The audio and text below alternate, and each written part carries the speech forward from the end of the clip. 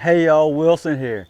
And if you're looking for another excuse to fire up the smoker or the grill, I've got you covered on this one. Today we're making smoked quail, y'all. Kissed by the fire, touched by the smoke, and finished with a sauce so amazing you can't wait to savor it, y'all. And if you make this sauce right, your friends will think this is a gourmet meal. All right, y'all, we've got our quails here. We've got our smoker going over at about 225. I'm gonna preheat that thing up.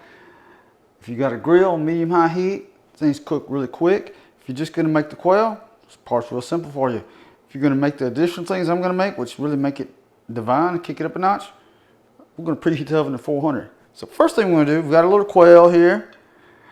We're gonna mix our rub mixture. So that's 2 tablespoons of chili powder. You can make charred chili powder. I got the recipe for that below. Half a teaspoon of salt, half a teaspoon of pepper. Gonna get this mixed up, y'all.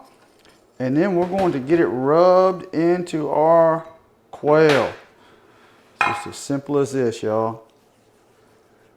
Just as simple as that. I'm gonna knock these out.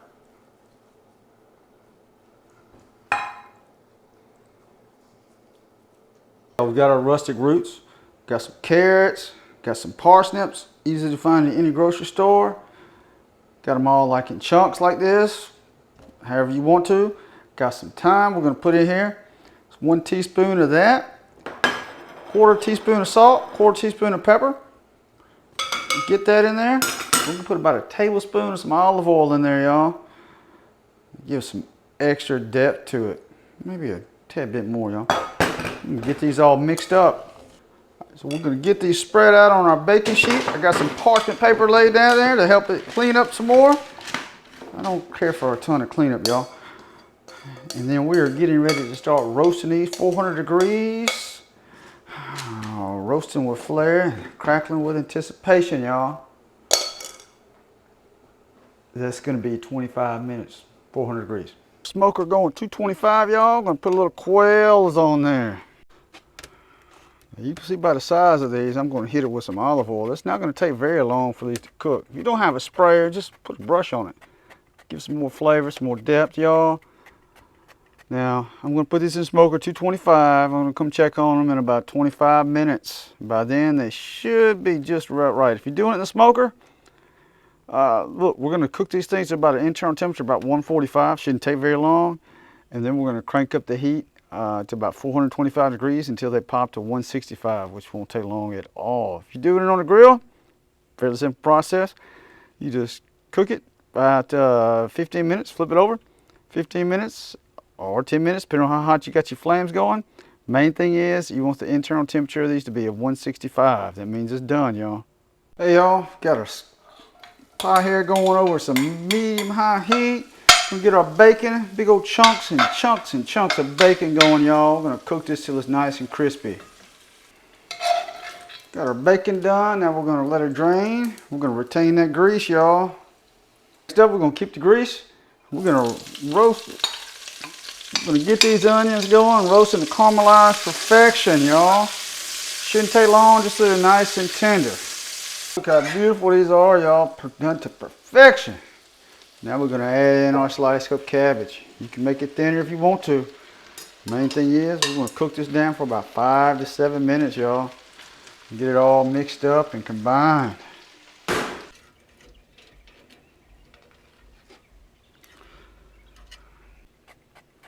Hey y'all, we've got this wilted. Check that out. Continue to render. And now we're going to kick it up a notch, y'all. We're going with half a cup of apple cider. This is going to give it the tang. Amazing flavor is going to come together. But that's not all that, but we're putting in there. We're putting in some hard apple cider, y'all.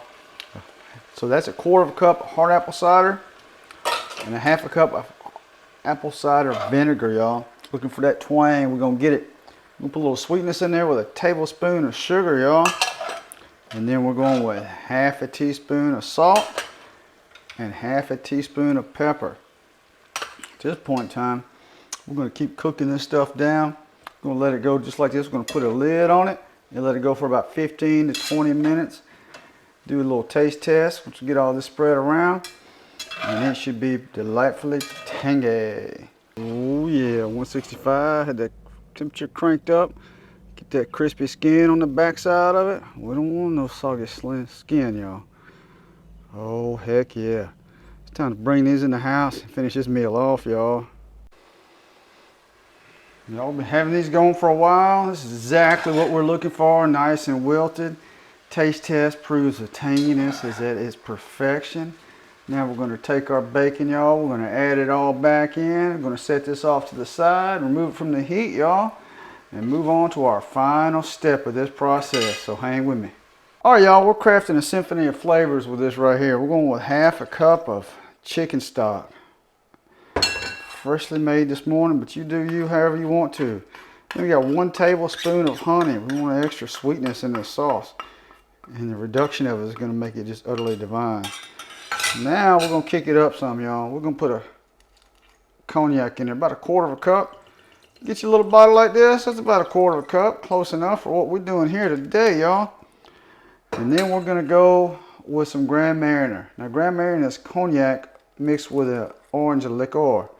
I got to tell you, it's probably really good with coffee, although I've never ever done that. All right, we're going to get this going. Medium heat. We're going to have it reduced down to about half. And then we're going to add in our last part. Heck, we're about out of here, y'all. Hey, y'all, we got this reduced by half. Now we're going to add in a tablespoon of butter. Give us that nice glossy finish, y'all. Turn the heat off. Gonna get that going. And we're gonna stir it until we get that nice gloss look. And then it's time to do some plating, y'all. It'll be time to plate this. All right, y'all, we're just gonna get to it. First thing we're gonna put down is our cabbage. A nice bed of cabbage. Get a lot of that bacon put in there in the middle of it, just like that. Next up, we can get our rustic roots, put them all around the edges of it, y'all. Gonna make it look real pretty like. Spent all this time doing it, might as well make it a little extra mild, right? Next up is our delectable little birdie. And then lastly, y'all, we're gonna take our nice sauce we just made. We're gonna get it all over our plate, y'all.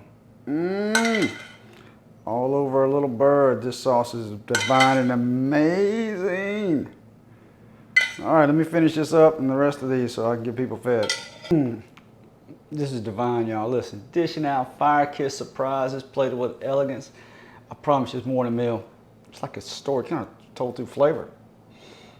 All your friends and yourself are going to be impressed. Look, take your time, savor every moment you have, and let the taste unfold one bite at a time.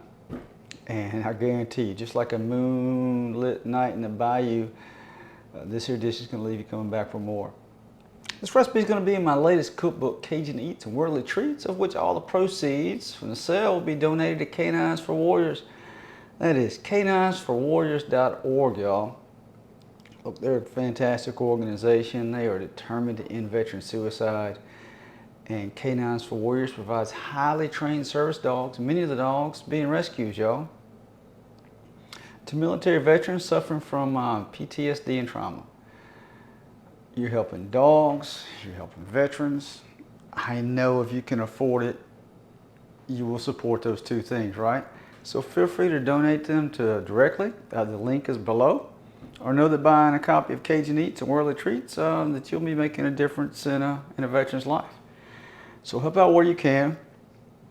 Let's all fight for freedom, y'all, and let's stand together for Canines for Warriors. And if you should achieve that, I shall crown you the protector of the ancient scrolls, and we will all value your contributions immensely. Hey, be sure to hit the like and subscribe button to get those notifications of my next dish. As always, my friends, the recipe is in the description below. And feel free to hit me up at Cookin with Wilson. Now that's without the G, y'all. I'm kind of country like that. And you can get me at Gmail, Facebook, Instagram. Surely I'm leaving something out. YouTube. To kind of let me know what you think about today's meal. I know you're going to love that quail. And if you're not a Cabbage fan, you're going to love that as well, especially with that sauce on it, y'all. And keep this thing in mind, y'all. Sophie Scholl was executed in 1943 for leading the student resistance against Hitler. She was only 29. Excuse me, she was only 21. Her last words were, "How can we expect righteousness to prevail if there's hardly anyone willing to give himself up individually to such a righteous cause?" She said, "Such a fine sunny day, and I have to go. But what does my death matter if through us thousands of people are awakened and stirred to action?" Sophie was a badass. She set the standard for the rest of us and for what we should all strive to achieve. Until next time.